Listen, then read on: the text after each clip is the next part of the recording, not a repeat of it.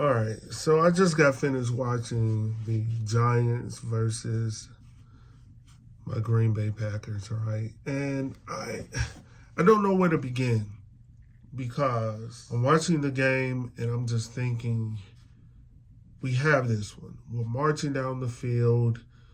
Aaron is looking great. The wide receivers are catching the ball. The running backs are doing exactly what they are supposed to do. This is meant to be. It's 27-20, and this is the ball game. And this is exactly how any Green Bay fan would want it, in the hands of our MVP quarterback, right? But at the end of it, I'm like, what in the world? So, number one, I'm just thinking maybe our defense isn't what we expected it to be, right? But then again, I'm looking at this group of guys, and these guys are so super talented, right? No, that can't be. So everything that I'm looking at that I've watched over the past couple of weeks is it seriously has to be the coaching, right? Because I'm looking. So the previous drive, we had strikes here. We were going back and forth, and the defense did awesome with their stops, right? But then we have a penalty, right? And that overturns what the defense had accomplished. And I believe that was Razul Douglas. And I don't understand what the bear hugs are all about. Just we're not playing in the wrestling ring. Go ahead and if the whistle's blown, let's stop. This is a big game for us because potentially this can be. I can't even get my words together right now. But potentially this could be a game that sets us back where we're having to either go to the Giants if we go into the wild card game or whatever it may be. This is a game that we have to win, right? But that's not what happened. And lastly, I'm going to leave it at this note because I really don't want to go into a whole tear. My partners are with me. We're down on we're at the goal.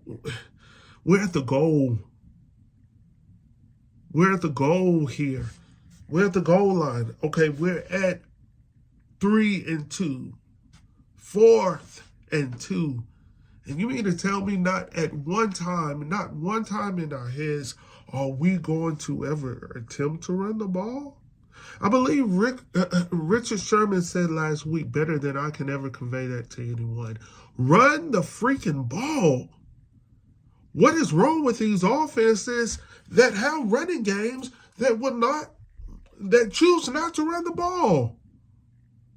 And I'm trying to keep my voice low here because, I don't want to disturb my family, but at the same daggone time, what is wrong with running the ball? And then lastly, I go back and look, and this is what's really going to kill me. Okay, if we don't go for it all, right? If we don't go for it all, and we actually choose to run the ball, okay, we didn't do that. But if we actually run a throw play, which we did, right? If we choose to throw the ball, let's not choose to win it all, right? Let's not go for the touchdown because all we need is 2 yards. And we can refresh the downs and then chug the ball down the the Giants' throats. So I'm going back, and this is a time when I really hate to give this guy credit, Colin with the Herd Report. I've heard him say for the last couple of weeks, he's been stating this over and over again. When is Aaron Rodgers going to choose the rookies? When is he actually going to trust the rookies in this ball game? And I hate to say it, but he was absolutely right with this game. Definitely with the game on the line. Cobb was covered up. We saw that. Truth be told, Lazard was covered up. Even with the ball being knocked down, Lazard was covered up. He would have had to make a miraculous play to even catch the ball, that back shoulder throw. Which I'm not discounting Lazard at all because he's that dude, right? But at the same time, if we're just trying to play the game to win and just get ourselves in place to win the game, right? When you go back and look at it, Dobbs was open.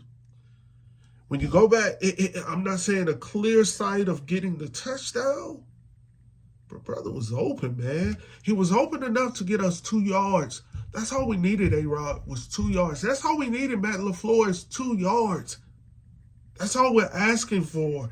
Just get 2 yards, extend the whatever we needed to do to get the ball across that line, and then we have a refreshed, reset of goals. First, second, third, and fourth.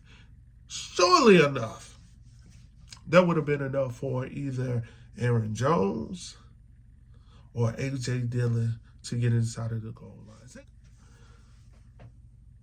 Once again, I didn't want to talk a whole lot.